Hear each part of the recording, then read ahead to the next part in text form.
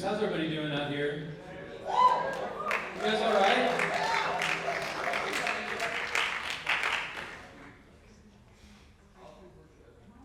So, if you will, put your hands together for today's new guest artist.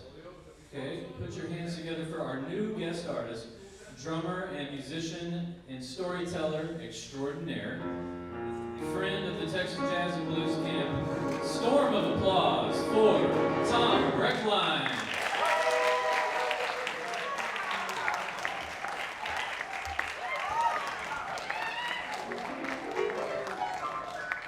All right. So Tom, you're going to start with music or stories, or what do you guys? Stories. It's up to you guys. I want to hear stories. You guys want to hear stories? Stories. So,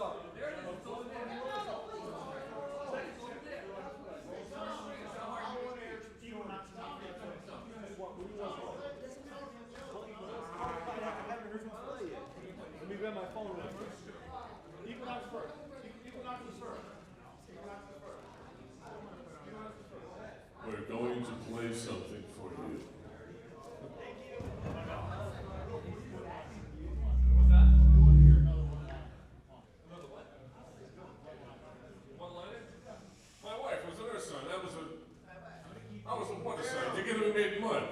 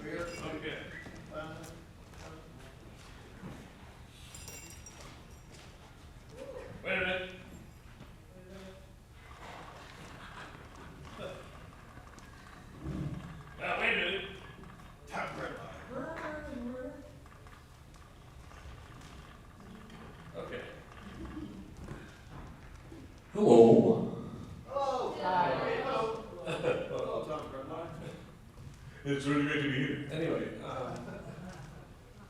that was just called Equinox. And I'm just going to open it up. You folks have any questions? Come on. I'll tell you what, I'm going to sit here. Yeah, go on. Oh, no, I'm going to sit right here. You like Phil Donahue. Who's that, sir? I'm going to sit down because I have to sit down. So.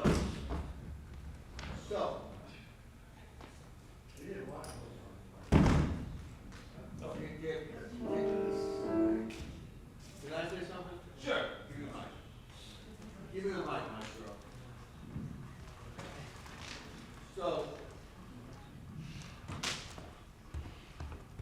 So, when I was in, I guess in college, years ago, like in the mid-1980s, late 1980s, there was this band that was always playing around, like in all the different cities. The Chick Corea, it was before he called it the acoustic band, it was just the Chick Corea Trio or something, or that. And this guy was the drummer in that band, the Chick Corea Trio, right? So Chick Corea actually picked him to play drums. That's a big deal, okay? And I never got a chance to see that band. I always tried to go to see him, and I would always miss it. And then by the time I had money to buy tickets, it was David Weckl and John Patitucci.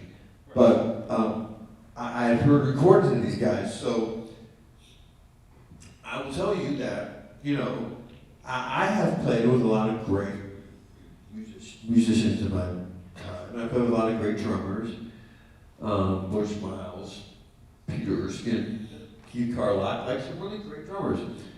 And I know, I try not to get, there's things I love about all these guys. And I try not to get too starstruck when I play with these drum heroes of mine. But the first time I played with Tom, I was nervous, which is weird. Do you remember that gig? We played a gig like That was great. That was at was it North Carolina? North Carolina or something, right? With Christopher Cross? Oh, that one. Yeah. Yeah. This was before Tom moved to Austin. Christopher Cross, who I was the bass player for, said, "Hey, I got some gigs coming up, and Tom Brechtlein going to play drums." And I was like, "Tom Brechtlein from Chick Corea? And Joe Farrell?" And he's like, "Yeah, I guess." And so I was nervous. And, it was like, the thing that I noticed about people like Tom and Peter Erskine and Bush Miles is whenever I play with them as a bass player, it kind of feels like I've been playing with them all my life. And Peter had actually said it to me one time. He said, when we played a gig, he's like, "Man, it feels like we've been playing together all our lives," which is a great compliment. But honestly, it kind of is like I've been playing with these guys for all my lives, because I've been listening to Chick Corea and Weather Report and all, and Wayne Shorter and everything. So all the people that he's played with and all the bands that he's played in, those were the bands that I aspired to be. So, it was kind of cool to me to play in a band with Tom Brechtlein. I was very excited. The hang was cool too. Huh? The hang was cool too. The hang was cool too, yeah. Yeah, and we got to know each other, and so anyway, I just want you guys to, I want to kind of normalize things here a little bit. I get starstruck too, and I was, it's kind of weird because looking at it now, I'm like, why was I starstruck about this guy? But I was, and there's a really good reason for that, because he's a great drummer, but not only that, I can't emphasize this enough. Chick Corea relied on him to be his drummer, and there's literally you can count on less than two hands the amount of drummers in Chick's entire career that he relied on. So that to me says a lot. I don't know if it says to you guys, but it says a lot to me. So anyway, Anyway, let's give it a Tom Brechtlein.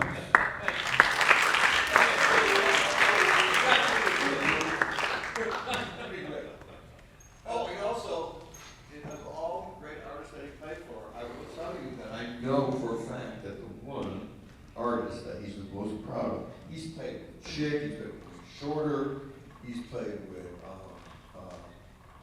who's the guy who did, Al Viola and Kenny Loggins. But the artist that he's the most proud of being known for is, who's the Jimmy Glick guy? Jimmy Glick. Martin Short. Martin Short. He was Martin Short's drummer. That's a big deal with this guy. So be ready for anything. Okay, so, thank you for that introduction, man. John Frederick. Yeah.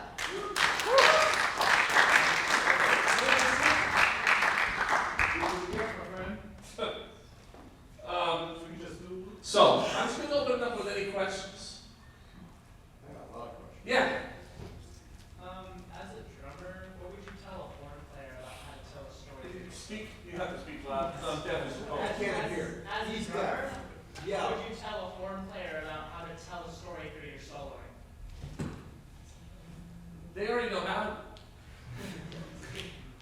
They're the ones that are telling me. It's a give and take. You talking about when he's soloing? Yeah. Well, Don, this dude played with Tony Williams, in his own right, holding his own thing. He's played with many people, So when you get together with somebody, you don't tell people to tell their story.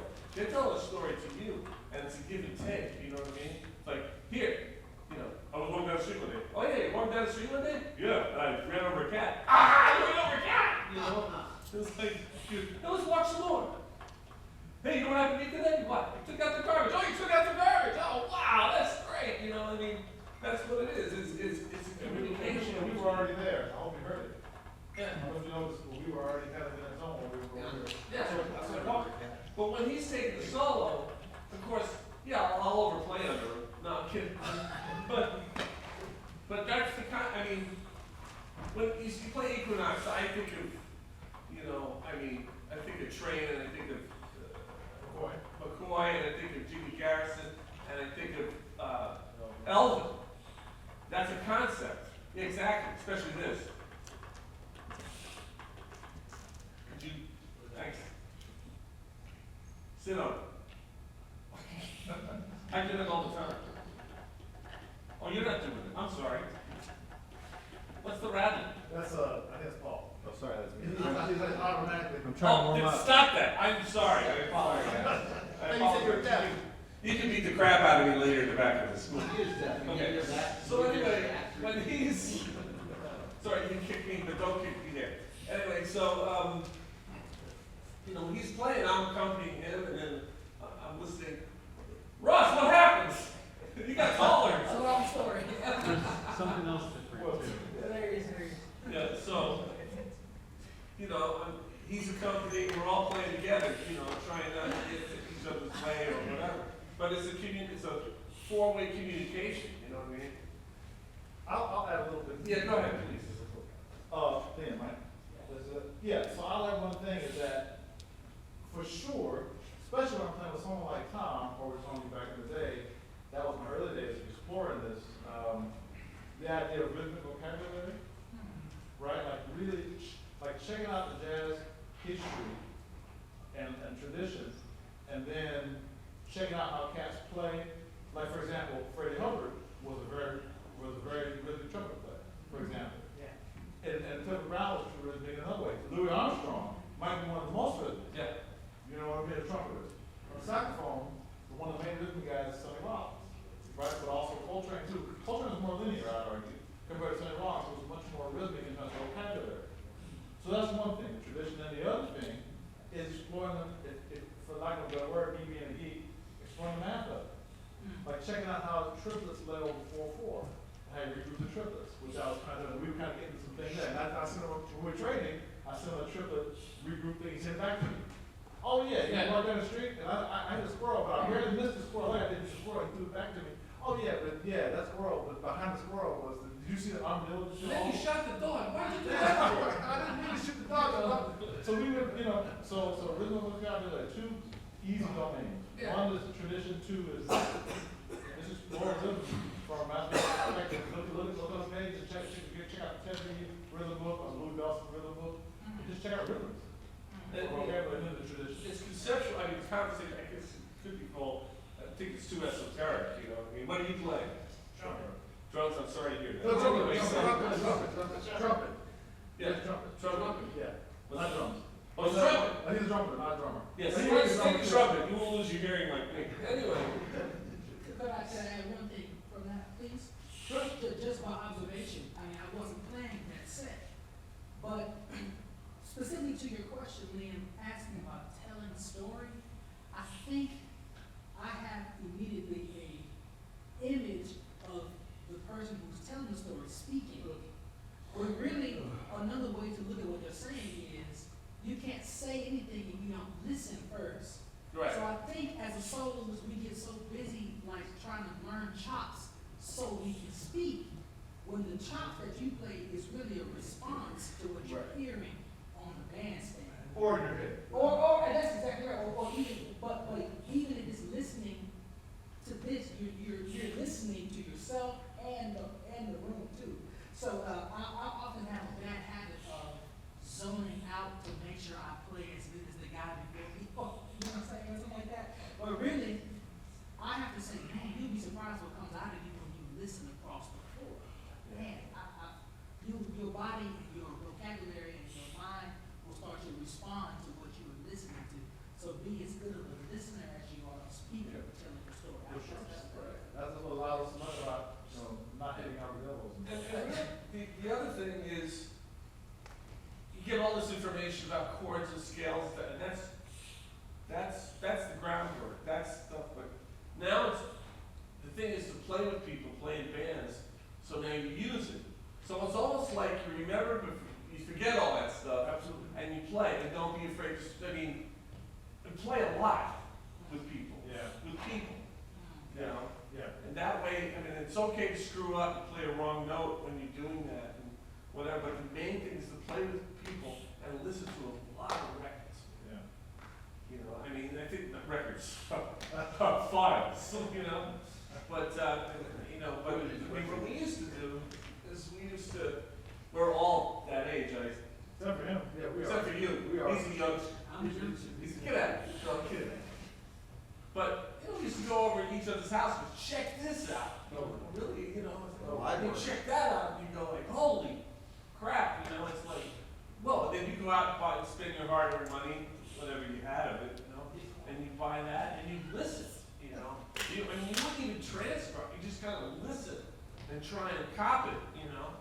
And then maybe later on, if you feel inclined, transcribing is cool too, I mean, but, because you come up with other ideas, why you transcribe, you're not even on the, I found out, you know. But you listen, and you play, and you struggle with it, you go, damn, but nobody, you know, that's really important.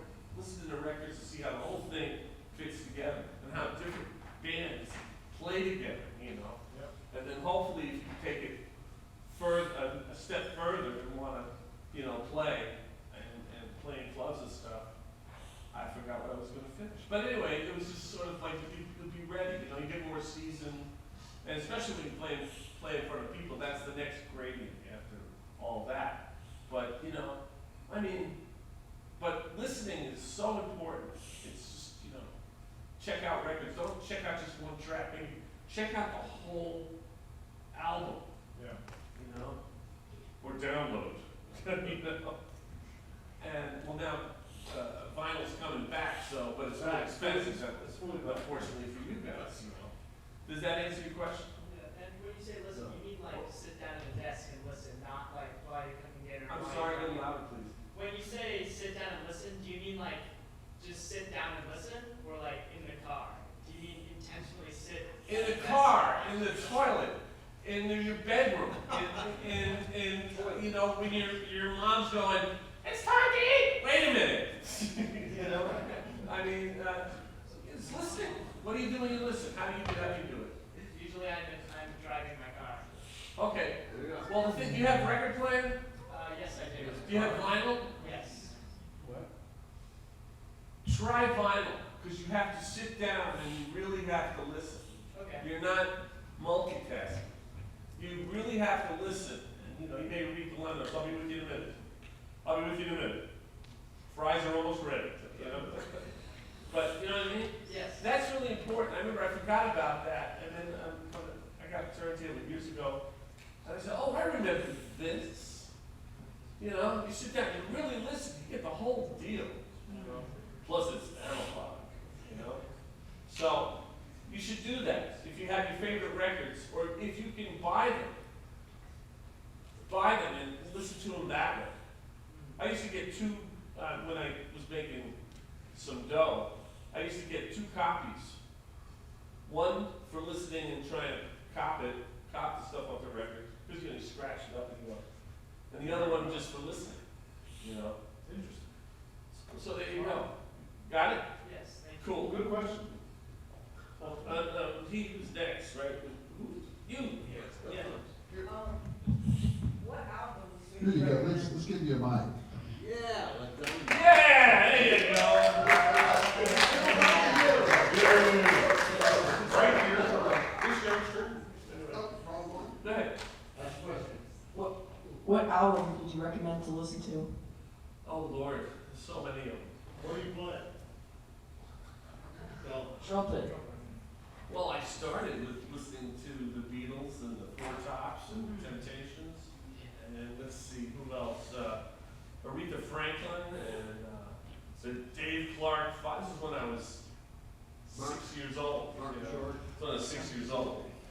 I listened to all kinds of music, you know, and then I listened to Cream, you know who they are. And later on, you know, and then I listened to. I don't know, intros that like got involved with more jazz, you know, the big bands, and then Dizzy Gillespie, and then into Charlie Parker, and then Coltrane then made a beeline to Jethro Tull, and Yes, and King Crimson, and then, you know, P-Funk, Tower Power, everything, you know. Chick Corea, Now He Sings, Now He Sobs, which is a great record. And then I was, you know, in a nutshell, those are the kind of things I listened to, you know. Everything from jazz to rock to progressive rock at the time. Because that was brand new back then. And then I realized, you know, and then you start weeding out what wasn't so good, what was so good, and you know. But the thing is, you're constantly listening, and then I was playing with garage bands, you know? You know what a garage band is? Okay, good. It's not the game. It's real people, you know? And listen to more records, and then you get, with the bands you get, they have records too. And then you start listening to those, you know? And they tell their friends, and they tell their friends. The next thing you know, you got this vocabulary going on without even knowing it, you know? That answer your question? Yeah. Okay. Who had a quick question? Yeah, go ahead. How do you practice limb independence? How do I practice limb? I don't remember, to be honest with you. This is my limb independence. I'll just tell you. I'll just Sit down. okay, do this. Sit down. Do this stuff. Kidding. Walk this way. I had a really great teacher by the name of John O'Reilly, not John O'Reilly. He later on worked for Alfred and did a band method book, but we studied out of, you know, advanced techniques for the modern drummer, you know, and then modern syncopation, the Louis Bellson book for reading, and then this, Sandy Feldstein and Roy Burns put out this stuff called percussion. It's multiple percussions, but you can play it on the drum set. You know, that helped a lot, and just playing snare drum and listening to records. Like, you know, you start out like this.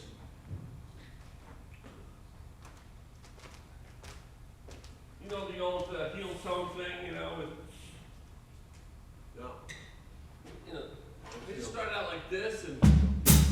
Oh, look, he's still, he's trying to play. No, I didn't learn that, but, you know? You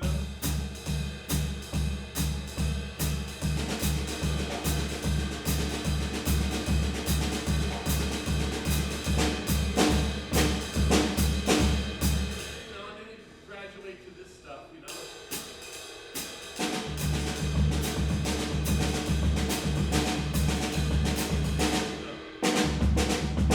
Triplets, right? And then you do paradiddles, triplet stuff. You go.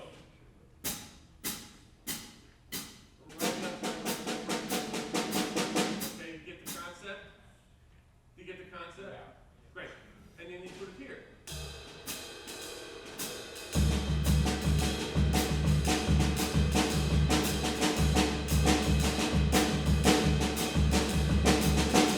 Right?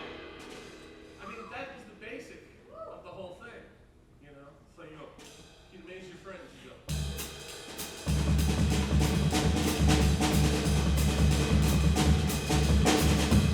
And then you do it the other way around, you go. And then you do it around the drums.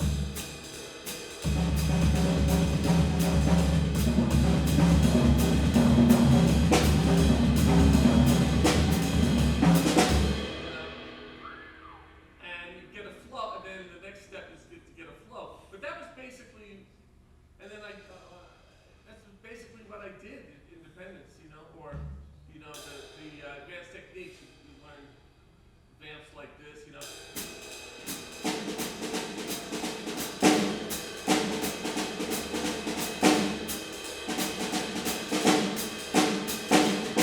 Stuff like that, and then you switch it up, you know.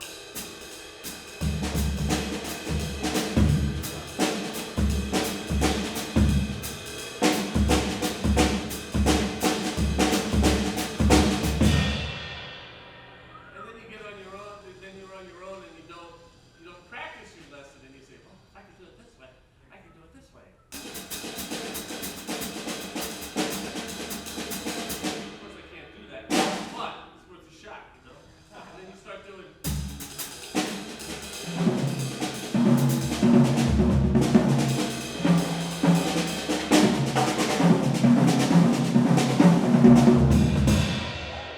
And eventually you don't play that. And it's more of a coordination than an independence. You know what I mean? And then you think of those little, they're kind of little melodies. They're kind of little melodies that go in your head. My voice gets higher, like Curly, the Three Stooges. No, I know. But then the next step is when you learn that, then you got to play with the band. You can't play exercise number 51. It's going to sound stupid, but you know. But that's what you start playing with bands, you know. And then your ears. I always say these will tell you what you should be doing, you know, whether it's technique or whatever, you know. And it's now you have to play with a bass player, saxophone player, piano player, in an ensemble, and you have to play a song. You know, play the song in my heart. Da da dee da da da da da da. Just the song da da da. Dee da da da da da da da. Oh no. You know. Now you can't do all that fancy stuff. You know, play the song in my heart. Da da dee da da da da da.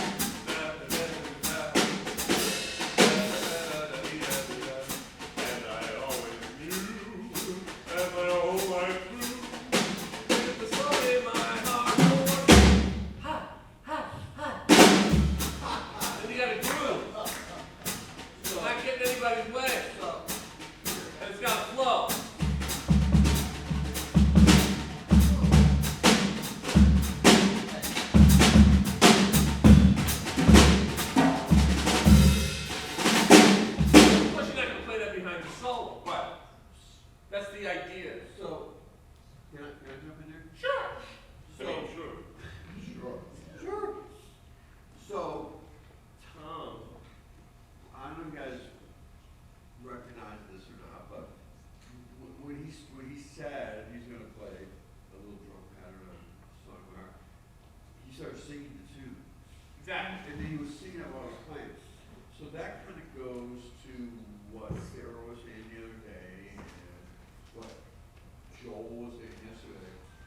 you know, these songs, so here's the deal. A lot of these songs, we know, and I'm just as guilty as everyone, because they're in the quote-unquote real book. And, you know, I can't, if I was honest with you guys, I wouldn't be able to say, every single song that I play that's also in the real book, I have found a iconic recording of that one. That would be deceitful of my part, so I'm not gonna say that. But the tunes like Autumn Leaves, like you guys are working on, and Green Off the Street, that's something you guys are working on, and Boston, so far and so forth. Those tunes, I've learned from recordings, and the ones that have lyrics, I've made it a point to listen to like Sarah Vaughan or Billie Holiday or wherever I could find that or see that kind of quote-unquote iconic version of it. And learning the lyrics without even realizing it was so important to me. Now, it's so important to him that he doesn't even think twice about singing the frame of the chorus when he's telling you the tune. Most of you guys don't even know this tune, but so just understand that the real book is this source of information, but it's the recordings of all the songs. Absolutely. That really gave us the book. Yeah, I mean, I was, the first tour I did with Chick-fil-A, Liebman was on it, Dave Liebman, great tenor player. And he would take me out to places, to listen, I met a lot of cool players, and one of them was Bob Moses. I don't know if you know who he is. Check out, well, right off the bat, check out a Pat Metheny record called Bright Size Life. He's the drummer on that record. And so Dave took me out to this club in Copenhagen after our gig. Well, I think we had the day off, but we went out and saw Steve Kuhn, Steve Slagle, and Harvey Schwartz, and Bob. And they were, as we say, you'll learn this expression, it's called taking it out of the regular form, like rhythmically or metric modulation or whatever. You ever heard those terms at all? Yeah. So, I was very impressed with that. I mean, I was doing it, but I wasn't quite I was 20 years old, man. I was like, teach me, So, I remember everybody's packing up and said, Bob, I said, man, how do you do that? He just goes, and he goes, man, you just sing the tune. And we just sat there playing air drums, doing Stella, taking it out like that, like da dee da, do dee doo doo, da da da da da da, stupid stuff just to make so that we get on track. I'm going, and we're playing air drums, and it was fantastic. And I went, whoa, And then the next night, I used that concept on Chick's gig, singing what I know, because I could sing all the tunes that we played. And I remember, Leva going, yeah. Then I see Chick, he's looking at me and he goes, well, I think he's digging it. He's just smiling, Until finally, in the middle of this one tune, he looked at me and went, groove! And I went, oh. I said, I'm going home on the next plane tomorrow, And so we took a break. And he reminded me of that. I thought he'd forgotten. This was in 2000. This was 1978, but in 2006 he reminded me. I said, oh, you still remember that? So during the break he comes up, he goes, who told you to play like that? Was it Liebman? And I said, well, no. He goes, man, it's like, he was getting a little upset, and all of a sudden he stopped, and I could tell he liked it. And he goes, well, we'll work on that some more, And he never bought me again. And I only needed one gig to realize that. So then I realized, okay, you got to spread it out, bruh. You just got to relax. And it was like, because you have to understand, you're going to get these new toys, so to speak. And you're gonna wanna use them all the time. Fair enough. Hopefully you have somebody to say, yo, back up a little bit, you know? But, and so after that, I understood that concept, but I knew how to pepper it, you know, and use it in the right places more and more. Like I said, the more and more you play, the more and more you know, the only way I can explain it is you know where you're going. You know, you could probably even foresee it before it's coming at you, you know. And that's the real reward of playing with people as much as you can. I can't stress that enough. You know, I mean, the woodshed, you can make mistakes. Nobody has to see it. Oh, I don't want to play that. That's not it. But nobody's going to see it. You don't have to tell anybody either. You know, if you have to go back to a basic or something. You know, I don't know. That's just my take on it. Did that answer your question about independence? Yeah. All right, Cool. we should time for another. All right, so let's do. I don't know. You want to do all blues? All blues? Sure, or whatever. All blues? Want to do all blues? All blues? All blues? All blues? How about a Tom Brechtlein now? How about it? Thanks for listening, because I can't hear. Hey, drummers, listen to his phrasing, okay? Listen to his phrasing, drummers, listen to his phrasing.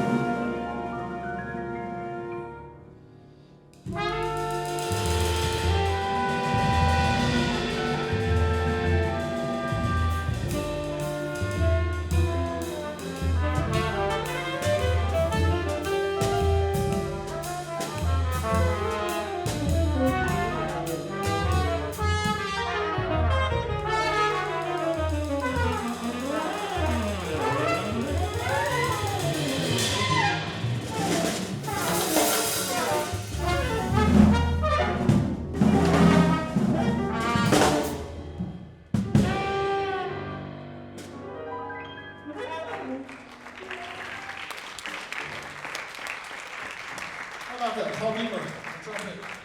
John Tillman on bass. Jay Tillman, piano. And our great friend, great drummer, great storyteller.